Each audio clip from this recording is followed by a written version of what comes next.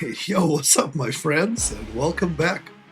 How's everyone doing? I hope you guys doing wonderful this holiday season. So, with the Burning Crusade being less than 3 weeks away, there is a lot of talk going around about what professions are best for the PvP or for arenas in particular. So that's what we're going to discuss today. See, with the Burning Crusade, one doesn't have to run raids any longer to get the best in slot gear. The gear will be split into two camps. One, the raiding gear, PvE, and the other one, PvP gear, specifically separated by the stat called Resilience, which is only useful in PvP. So now with two paths, a lot of players will dedicate their characters strictly to the PvP and specifically to the arenas. Now there are a few items that still will be best in slot obtained from the raids, which is fine, but most and majority of your gear will now come from the arena shop or from trading your honor for gear as well, essentially your PvP shop. So was a lot of professions out there. What professions are going to benefit the gladiator or PvPer the most? Well, there's really three. There's really three professions that are considered the best for PvPs and arenas. Well, there is a fourth one, but it's only best for certain classes and only for early phases. After like phase 3, that profession kind of falls off. So what are the professions? Well, the three professions that are considered the best for PvP and arenas are the Enchanting, Engineering, and Jewelcrafting. And we'll discuss why. Now, the fourth profession that many do consider the best for certain classes is the Blacksmithing. And it is considered the best because of the certain weapons that it can craft. So let's take a look real quick. First and foremost, I want to show you guys this tool. Now, this is by far the best tool that I could find online to help me manage my professions. There's two versions. There is the Vanilla Classic and the Burning Crusade versions. Now, this tool has got every single recipe possible, obtainable for each profession. It shows you where to get that recipe, how to obtain it, the materials and reagents needed to craft the recipe. And I mean, it's super useful, super helpful, very easy to use. Now, I did not create this tool. From what I could tell, it was designed by a Reddit user named Puselechen. So Puselechen, huge thank you for designing this wonderful aid. Hey guys, before we continue, I wanted to ask for a very small favor. Well, small for you, but very important for me. If you find this video at all informative, helpful, or interesting, please return me a solid and subscribe to the channel and like this video. Help my young channel grow. Help me reach my sub goal of 2,000. Thank you so much. Alright, let's take a look at the blacksmithing first.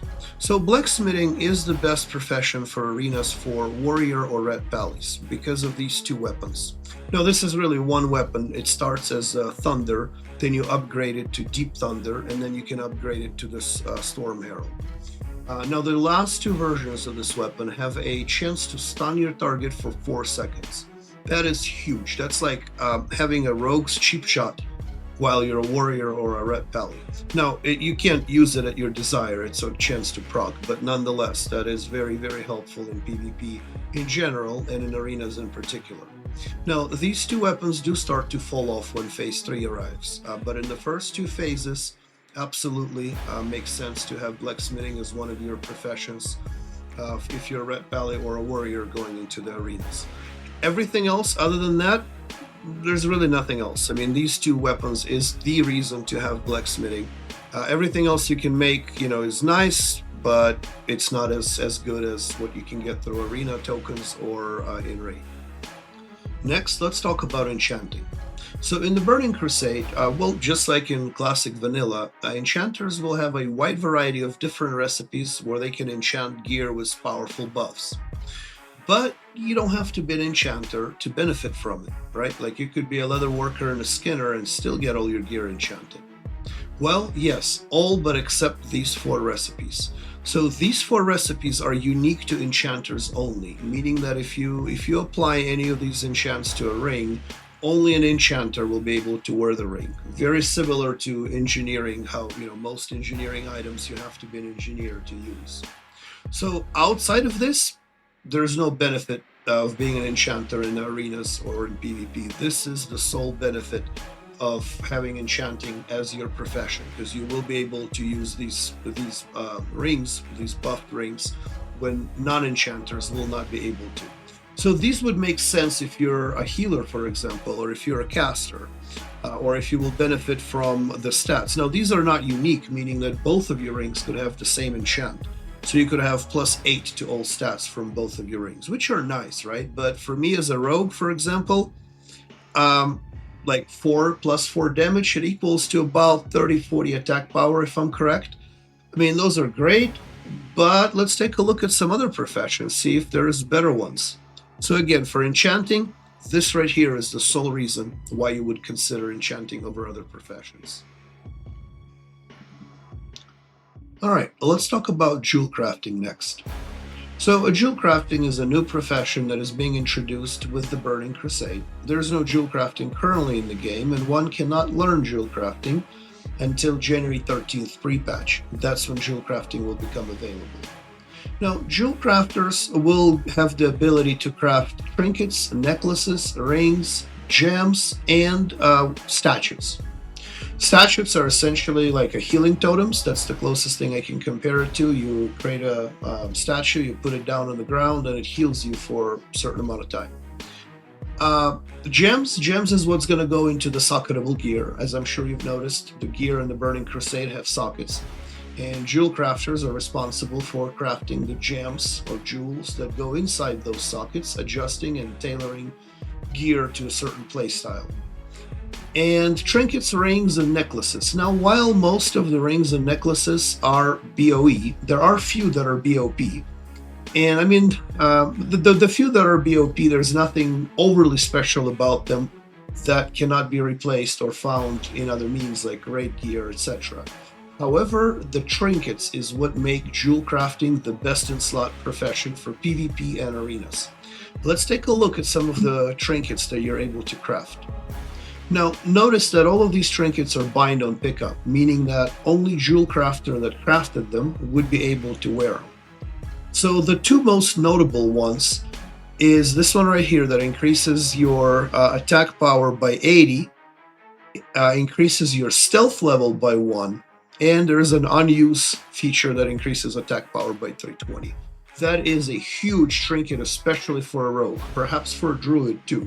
But for a rogue, increasing your effective stealth level by 1 is a tremendous advantage. Every rogue must have it. Another one worth mentioning is the one with the boar. Increases attack power by 84 and summons a boar that fights for you for 30 seconds. I think I'm gonna roll with those two trinkets.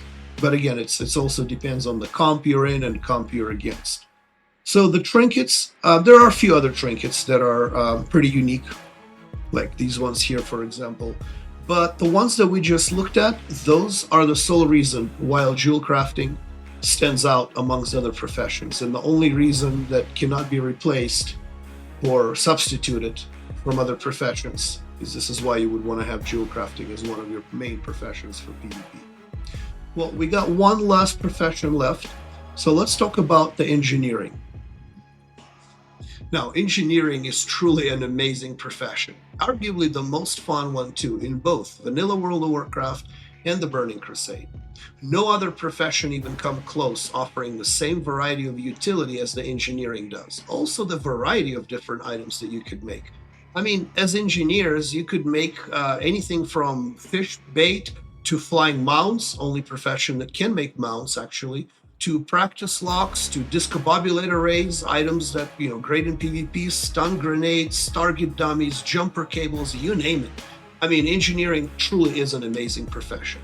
Now, it always has been the #1 profession in PvP, in vanilla WoW or the Burning Crusade, in general PvP, due to some of the items that I just listed, like the stun grenades, the arcane grenade that drains mana, discombobulate array, rocket boots.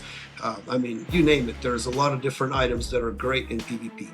Now, in the arenas, however, a lot of those items are going to be disabled. Like stun grenades, for example, will not be able to be used in the arenas. Same as with some of the powerful items like the Nigh Invulnerability Belt, Netomatic Projector, Hypervision Goggles, etc.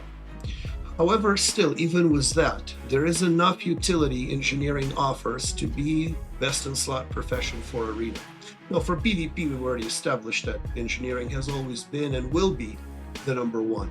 But there's one particular type of items that makes engineering indispensable or indisposable, or whatever the word is, inexchangeable, however you say it, in the arenas. And that's the different goggles that engineering offers. Now, in the Burning Crusade, goggles come in all classes or in all types of armor: leather, cloth, mail, and plate. Now, let's take a look at some of the items or some of the goggles that engineering offers. Now, there's one thing that they all share in common, and that is the most important part. Slightly increases your stealth detection. So if you're fighting a stealthy class, and you will be fighting a lot of stealthy classes, rogues and druids going to dominate arenas. Chances are you're going to be encountering a rogue or a druid in your match. And being able to detect them that 1 second early can decide a match, whether they get an opening on you or you get to stun them and take them out of stealth first. That's going to be a game changer. So even with most utility being disabled in the arenas, like the stun grenades or some other items, these goggles will make the difference, which lands engineering in the top 3 professions for the arena and the number 1 profession for general PvP. Now, all the professions are going to be important and vital for both PvE and PvP in the Burning Crusade. However, only these 3 professions, well, 4 including Blacksmithing, will offer something that is only going to be available to the master of this profession and cannot be bought or substituted from any other profession or from any other loot table. That's what makes these 4 professions best in slot and in highest demand for PvP and particularly for arenas.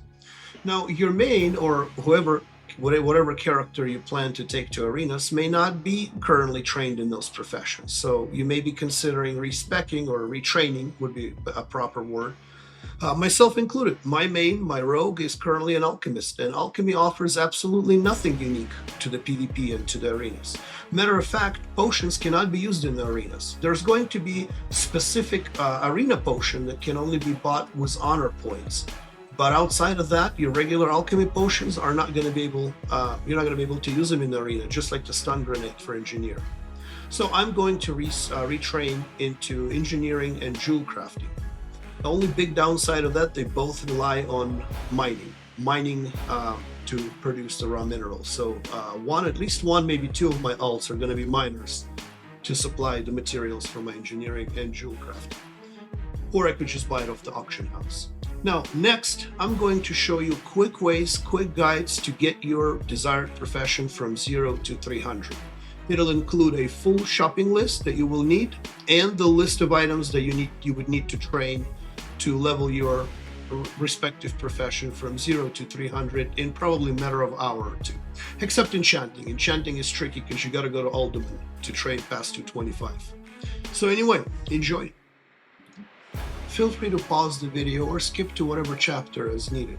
So here's a shopping list to level Blacksmithing from 0 to 300.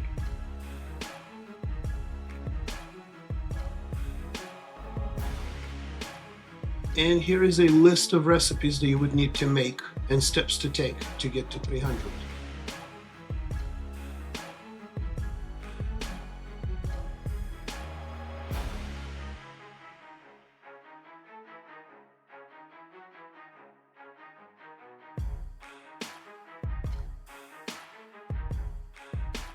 Here is the shopping list for Enchanting, to get Enchanting from 0 to 300. Now note, if you have a lot of junk, green or blue gear, you can use Disenchanting feature all the way to level Enchanting to level 60. So you could skip 0 to 60 by just Disenchanting and then start leveling from 60 onward. And here is the list of different enchants you would need to do to get to 300. Enchanting, I think, is the most expensive one to get to 300.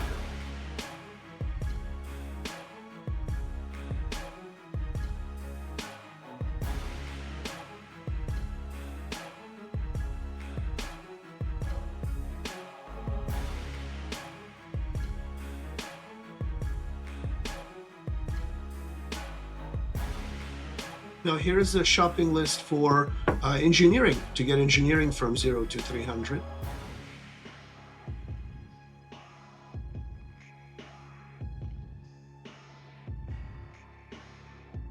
And the list of items that you would need to make and quests to take.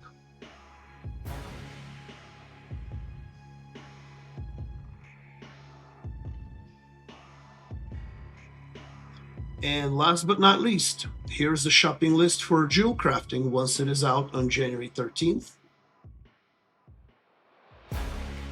And here is the list of different recipes that you would need to make to get Jewelcrafting to 300.